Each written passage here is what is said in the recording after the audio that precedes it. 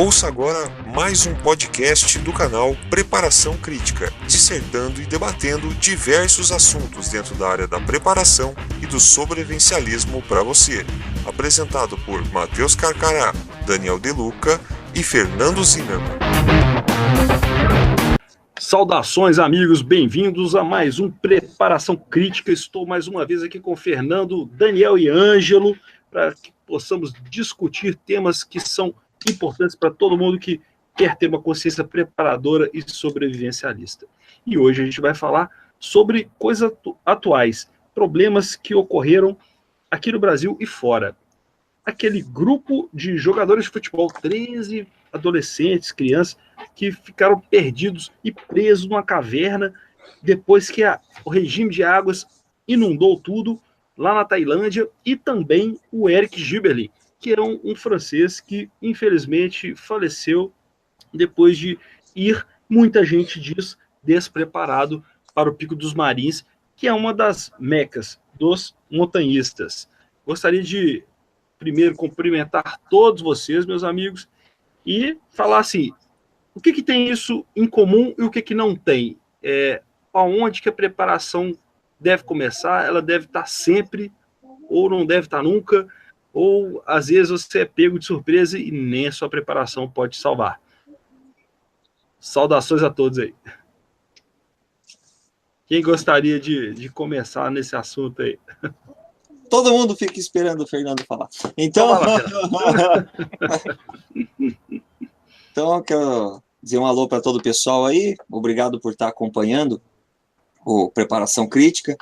O que me parece muito nessas situações, o ponto-chave aí, é excesso de autoconfiança e falta de pensar nos pontos de segurança. Uma coisa afeta a outra. Acho que o excesso de autoconfiança acaba prejudicando a parte da segurança. É quando você bota muita fé no teu taco, vamos dizer em palavras assim, né? O cara põe muita fé no taco e esquece, como diz o ditado, o melhor nadador morreu afogado, né? O velho deitado, como diz o velho deitado, né? Então, excesso de confiança. Na hora de fazer qualquer tipo de atividade, analisar a circunstância do momento, antes de fazer essa atividade, e analisar os pontos de risco na hora de realizar essa atividade. É uma preparação prévia, antes de fazer. Tudo você faz uma preparação prévia. Se você vai viajar, você se prepara previamente, não é? Você se planeja. E falta, às vezes, eu acho que planejamento para essas pessoas. Eu não faria qualquer tipo de atividade sem um pré-planejamento, sabe? Para evitar qualquer tipo de desconforto. E aí entra principalmente nessas questões outdoor. Né? Pode até dizer, mas eu sou sobrevivente urbano, né? Não sou eu para falar, não sou muito praticante disso, mas isso é óbvio para qualquer um, para qualquer pessoa, qualquer coisa que você vai fazer que traga eventual risco. Quando você vai fazer uma atividade com uma ferramenta que pode te machucar, você usa proteção. Quando você vai fazer uma viagem, você se programa. Quando você vai fazer uma atividade, você tem que pensar na segurança. E eu acho que é isso que falta. Aí a pessoa, eu já fui 1, 2, 3, 4 vezes, já fiz, e não deu nada, tá? Mas, e quem garante? Então a pessoa vai viver com a sorte, fazendo atividades com a sorte. Então, acho que o excesso de autoconfiança, e o que afeta muita gente profissional, e já, como eu posso dizer, profissional no sentido de já acostumado a realizar determinadas atividades, é o que vai fazendo a pessoa abandonar a segurança. A partir do momento que a pessoa se expõe ao risco, entendeu? É irresponsabilidade da pessoa. No caso do Eric, eu fiz algumas matérias, fiz até vídeos aqui pro meu canal falando um pouco disso, e fui até criticado. Me disseram assim, olha, na verdade é uma filosofia, é um jeito da coisa acontecer. O montanhista de desempenho, né, que é o corredor maratonista de altitude, que eles chamam, ele realmente não leva muita coisa, porque na verdade ele quer o quê? Ele quer um longo tiro, uma longa coisa, e eu estava até pensando, dificilmente você vai conseguir alguém para andar com você, cara, porque, cara, seu desempenho é muito fantástico, cara. Você vai, tipo, subir uma montanha que algumas pessoas levariam um dia inteiro para subir em horas, né? E depois retornar. Então, assim, não é qualquer um que você vai arrumar de companhia. Eu, por exemplo, quando eu vou acampar, é difícil de arrumar companhia, cara. O que eu mais queria era ter uma companhia para eu sempre poder fazer essas atividades outdoor. o que não tira também as minhas salvaguardas, né? Tá, beleza, é difícil eu conseguir? É difícil eu conseguir. É difícil alguém comigo? É difícil alguém comigo. Mas se eu estiver sozinho, com certeza eu estaria mais exposto, né? Então uma coisa não tira a outra. Você sabe aonde que você está e qual que é a sua profissão, né?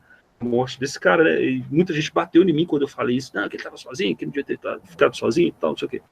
Mas ele não pode ser levado como exemplo, porque ele é um atleta de alto desempenho. Nós, né, eu, pelo menos, não sou. E o que eu faço, e os exemplos que eu dou para muitas pessoas que, né, buscam nossos canais, buscam conversar com a gente e tudo mais, é justamente o contrário. Não faça isso. Não faça isso jamais, né? E eu acho que é importante você deixar isso pontuado, né? Não sei se o Anjo, Daniel, por exemplo, também acha a mesma coisa. Gostaria até de perguntar, né? Porque, na verdade, a gente não é atleta de alto desempenho, a gente é entusiasta, a gente gosta do meio outdoor, né? A gente não tem essa responsabilidade. A gente não é profissional, mas você, por exemplo, a gente não é profissional, mas você, por exemplo, você chegaria para alguém e falar, não, pode ir sem segurança nenhuma, que eu garanto. Jamais. Não tem como.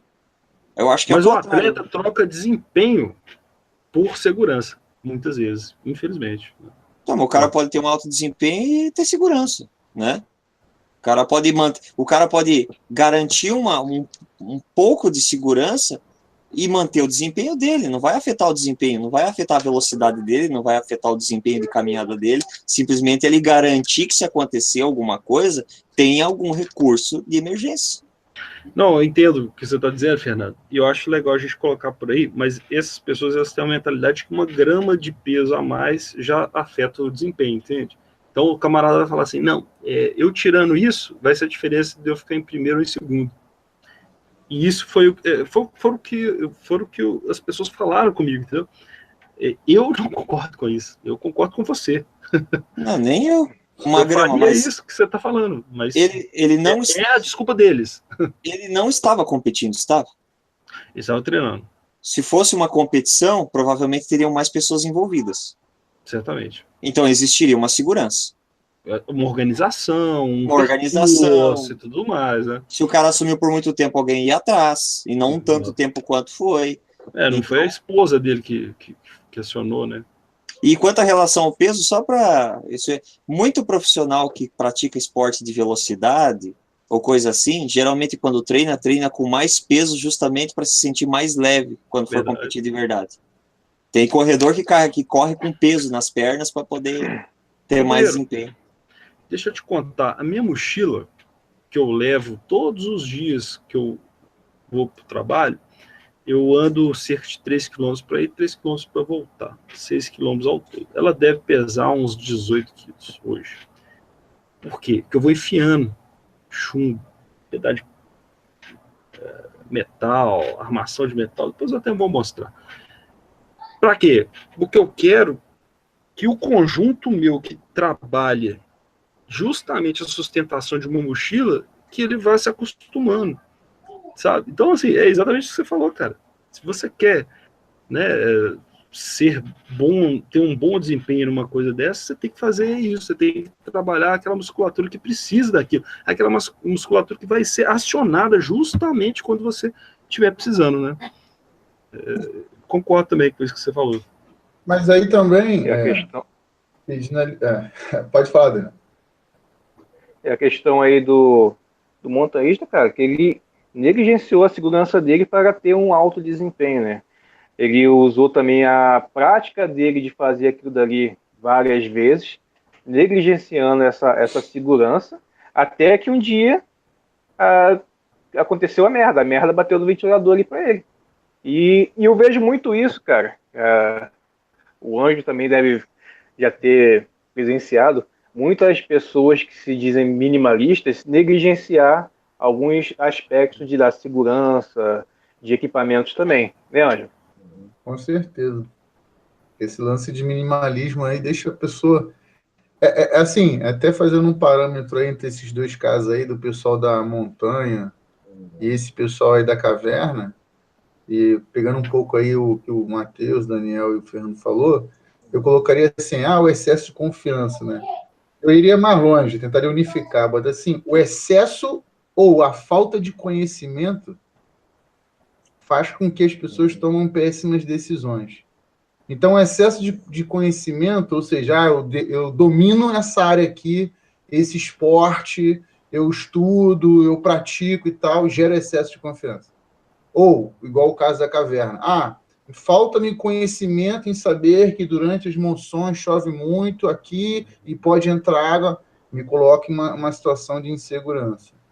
Com relação a esse cara aí do montanhismo, esse lance de minimalismo, assim, também é complicado a gente chegar e falar assim, não, o cara, ele treina, deveria treinar com mais peso, mas de repente ele pode, tipo assim, essa semana eu vou treinar 3 vezes, 2 com peso e uma sem. Aí essa ele se ferrou na 100.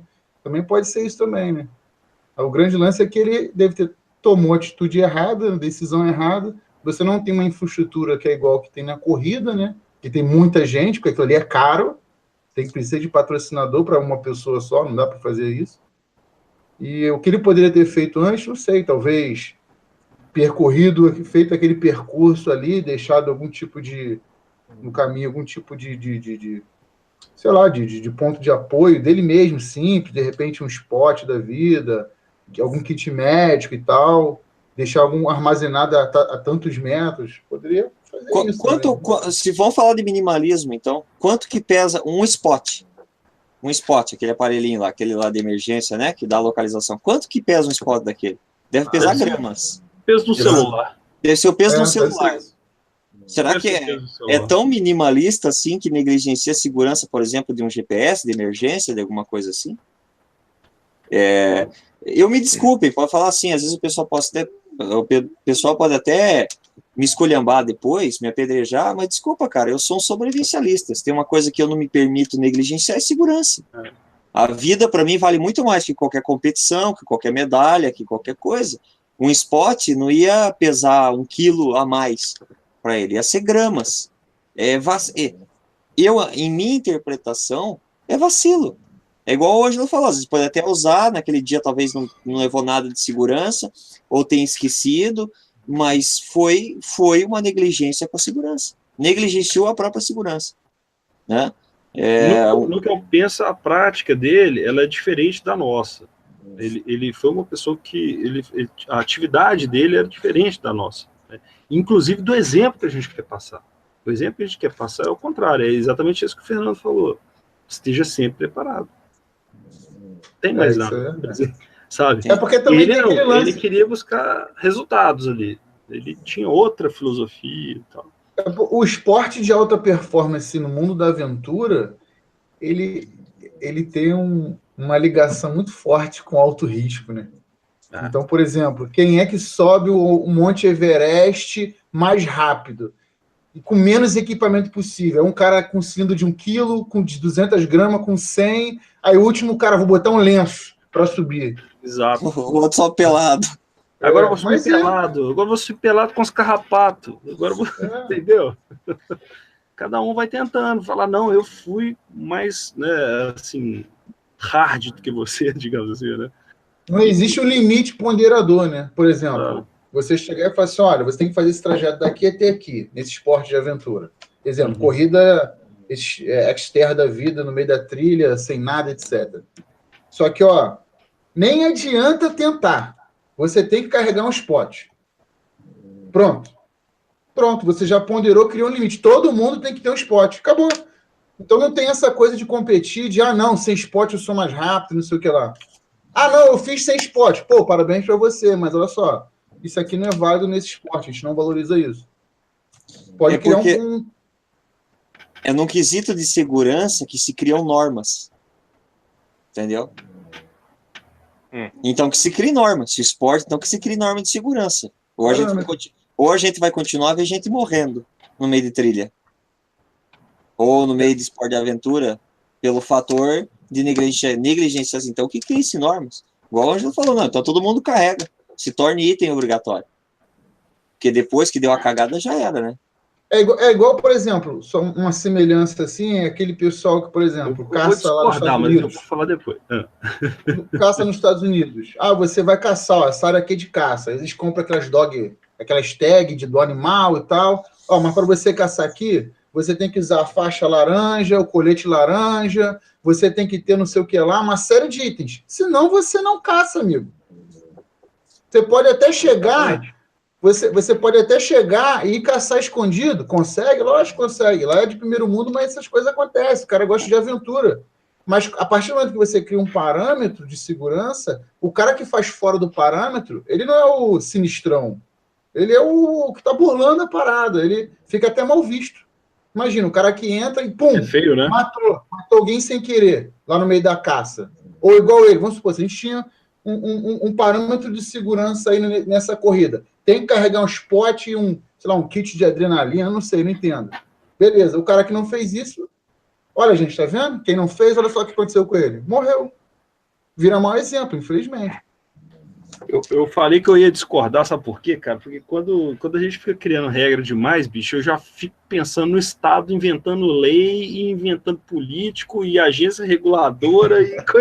Cara, eu já fico pensando, puta merda, agora o Estado vai deixar eu nem subir montanha, mas porque só tá faltando isso agora aqui no Brasil. Não, mas aí no caso não seria Estado, seria competição privada, né? Competição privada. Mas você entende a minha versão? Não, sim. É a palavra que tocou ele, assim, o termo. Mas aí, Matheus, o que acontece então? Então vamos lá, realmente, criar excesso de regras também prejudica qualquer coisa. O Estado adora fazer isso, né? Então, por exemplo, o que acontece é que então, a morte do cara tem que ser encarada como um mau exemplo. Sim. Infelizmente. E não um erro, mau exemplo. Olha só, tá vendo aquele cara que morreu? Bem feito, vai lá e faz a mesma coisa que ele. Ou então começa a usar o Spotify. Aí valoriza aqueles que usam o Spotify, não, o Spot. Concordo. Acabou. Infelizmente, você só pode olhar por essa visão. Você trouxe, na verdade, um valor, né? Em vez de você recriminou uma atitude, né, temerária, perigosa, né? E trouxe valor para uma atitude responsável, né? Aí eu acho mais válido que você criar uma lei. Porque quando você cria a lei, você vira e fala assim, ou você faz ou você está punido. Não é? Não é bem assim? A lei é isso. A lei é assim. Ou você faz ou você vai ser punido. Quando, na verdade, as pessoas mesmo deveriam fazer isso. Porque isso que vai salvar a vida delas mesmas. Né? Você tem que pregar a segurança. Exato. Pregar pela segurança. Prudência, né? E várias outras coisas. E sempre lembrando, né, gente? Ele era um atleta profissional. O que a gente quer aqui, eu imagino que todos nós queremos, é que as pessoas que não são atletas profissionais, mas que vão se lançar ao meio outdoor para fazer corrida, fazer as coisas, tenham a segurança necessária, né? Não vai correr sem nada, porque senão você vai morrer às vezes, cara. Às vezes você vai morrer, nem precisa você subir uma montanha igual a dele, pode ser uma pior, uma mais fraquinha. E ele, cara, a morte dele foi horrível. O cara ficou até a gente fala assim, passando frio. Até a gente fala assim, mas não quero que entendam, a gente não está condenando. Foi um acidente, eu, pelo menos, acredito que ele negligenciou a segurança, o que agravou a situação. Porque dependendo do que o cara teve também, não dava tempo de chegar a socorro, não. Né? Mas segurança é segurança. A vida da gente é uma só, né? Não tem 7 vidas. Então, deu um BO. Aliás, eu acho que é até mais fácil um profissional cometer um gafe dessa do que alguém que não é. Porque a pessoa que não é vai ficar com o trequinho que não passa nem Wi-Fi, com medo de dar algum problema, né? Numa situação dessa. Então, o cara vai pensar na segurança. Talvez o profissional, aí que digo, talvez o cara já tenha feito isso várias vezes e nunca teve problema. Só que, entendeu? Como eu falo, um dia é o tipo de loteria que um dia você é sorteado também. Você pode ser sorteado também. Essa deve ser a única loteria que eu vou ser sorteado algum dia. Aqui, gente, vamos mudar um pouquinho aqui. Queria perguntar lá do pessoal da Tailândia. Imagina se fosse o caso de vocês. Imagina. Os caras já estão há quantos dias? 13 dias? Não. 10 dias, né? 10 dias lá. 10 dias, eu acho. 10 dias presos, cara, no escuro completo. Mesmo que você tenha, tem lanterna, você vai ligar a lanterna e vai perder a única luz que você tem. Nem liga, cara. Fica quietinho com a sua lanterna. Pô, já acabou também, né? Se tinha também. 10 dias já foi, não tem bateria que dure. Como é que vocês imaginam que seria passar minuto a minuto ali, 13 pessoas juntas, a maioria delas menor de idade, sem saber se você vai conseguir sair, se você vai morrer afogado? O que vocês acham que é pior? É o desespero mental da sua cabeça maquinando o tempo inteiro? Será que eu vou conseguir fazer? Será que eu não pulo dentro da água e tento sair nadando? Ou será que é aquela coisa da fome que começa a apertar? Porque a gente sabe que depois ali de uns 18 dias começa a máquina nossa, né? O nosso organismo começa a falhar. A água eles até têm para beber, mas a alimentação não. Então eles estão se subnutrindo aos poucos. O que vocês acham que é pior? Eu acho que é a falta de orientação. Você se bota aí no meio, num breu, onde você não tem o que comer, tá fraco já, não tem nenhum tipo de luz, não tem fogo, tá passando frio. Se bota nessa situação ali, acho que ali o cara vai sentar ali e esperar alguém fazer alguma coisa, que não tem mais nada que ser feito. Se o cara tentar entrar na água ali, ele sabe que vai morrer, que ele não vai conseguir. Acho que se fosse uma caminhada, também acho que não ia conseguir de tanta forma que já tá, cara. Tá ali já 8 dias, 10, sei lá. Não tem o que fazer. É só sentar e esperar alguém fazer alguma coisa por eles. Eu achei interessante, o Daniel colocou um ponto aqui que eu até não tinha colocado. A hipotermia ela é um caso grave ali, porque a caverna é um ambiente extremamente úmido. E você não tem como se secar, você não tem como criar aquecimento ali, você não tem combustível para queimar, por exemplo. Então você está à mercê daquilo ali, cara. E a hipotermia é uma morte mais rápida. Inclusive, o francês morreu de hipotermia. Né? O francês da montanha. Né? Voltando aqui. E você, Ângelo?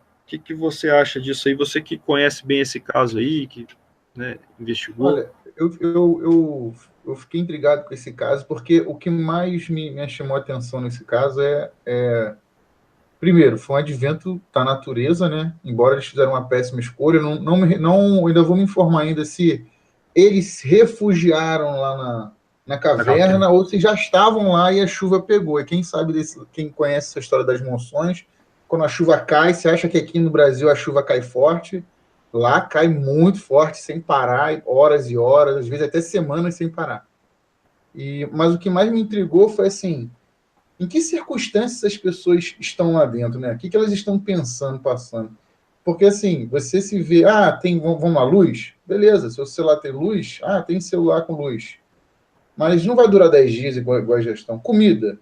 De repente levaram algum lanche, alguma coisa assim, tem na mochila, porque estavam escolhendo de futebol, fazendo passeio.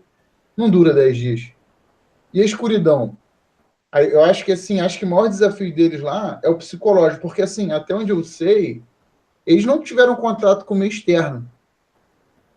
Assim, nos primeiros dias. Aí entraram a equipe de resgate e conseguiram ir lá com eles. Só que assim, era através de mergulho, entre cavernas e dutos e etc. Ou seja, você imagina até o resgate chegar, eles já deviam estar começando a pirar, porque assim, vamos dizer que foi em 10 dias. Você já começa a pensar, cara, ninguém vai chegar até aqui, já passou uma semana. Ninguém vai vir aqui, ninguém sabe onde a gente está. Porque eles não falaram, eu vou ali na caverna e volto. Parece que eles foram encontrados, eles sabiam mais ou menos onde que estava e tudo mais. E aí você vê a mente começar a torcer, né? Por exemplo, escuridão, umidade alta pra caramba. Não sei se na caverna é calor ou frio, mas vamos estimar que é frio, né? Frio. E aí você fica, cara... Imagina, eu queria saber como é que deve ficar a mente do treinador, né, cara? Com um montão de criança e tendo que ser a base pilar psicológica forte daquelas crianças, com mentalidade, talvez, sabendo que talvez poderia morrer, todos ali, e a responsabilidade dele tá tudo nas costas dele. Acho que o psicológico aí, acho que seria mais pesado nessa história. Não, é só você imaginar. Olha só os conflitos que tem ali. As pessoas imaginando. Será que eu já vou sair? Será que algum dia eu vou sair? Será que vai acabar a comida? E isso, enquanto você tem esses conflitos que são naturais, são normais e que estão numa situação crítica como essa, imagina, o cara tá sem comer direito, sem se alimentar, né? Então você tá com essa carga psicológica pesada num ambiente extremamente hostil e com uma saúde deteriorada às vezes, né, cara? Então, assim, é tudo contra, né? Tudo jogando contra. E, assim, a gente torce para que eles consigam manter a calma, manter a seriedade e que se salvem, né? Mas não deixa de ser uma situação para você, né, pensar, né, como sobrevivencialista, como que você pode, às vezes, chegar num estágio tão degradante quanto esse, né? Bom, eu acho que sobre isso a gente passou bem. Sempre vai ser superficial, sempre são assuntos que a gente vai falar mais sobre isso, né? Mas eu acho que por hoje aqui tá legal. Algum de vocês gostaria de dizer mais alguma coisa, meus amigos, sobre isso daí, ou podemos encerrar então o podcast?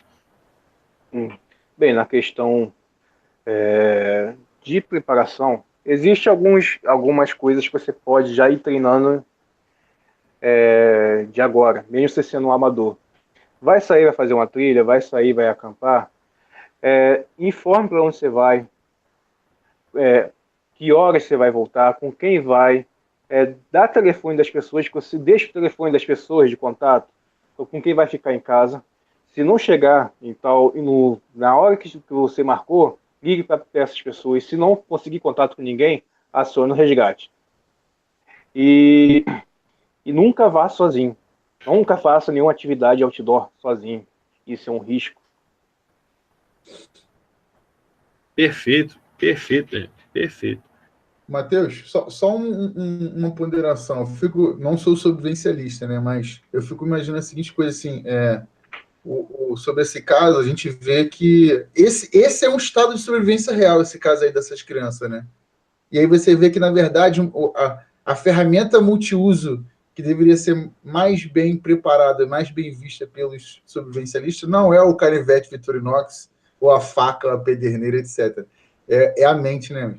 Não tem como. Se você quebrar sua mente, você pode ter o melhor Victorinox, que não adianta, você não vai para lugar nenhum. Eu concordo completamente com você, e ela não só é a principal, como é a vital, cara, porque sem você, sabe, ter a sua mente, que é o que vai te fazer planejar, o que vai te fazer ter conforto, ter paciência, às vezes, que é importante também nessas horas, né? Sem isso, cara, já era, você perdeu. Você pode ter lá como é que chamou? Victorinox ou o que for, que não vai adiantar. Gente, muito obrigado mais uma vez aí pela participação de todos, e a gente se despede. Não se esqueça de nos seguir aí nos nossos canais também, e até a próxima do Preparação Crítica. Até lá. Esse foi mais um podcast do canal Preparação Crítica. Se você gostou, não deixe de acompanhar os nossos outros trabalhos no YouTube. Basta fazer uma busca simples pelo canal Missão Carcará, pelo canal Sobrevivencialismo Alfa e pelo canal Sobrevivente Urbano. Você vai encontrar muitos conteúdos feitos de forma prática e objetiva para trazer mais conhecimento e informação para você.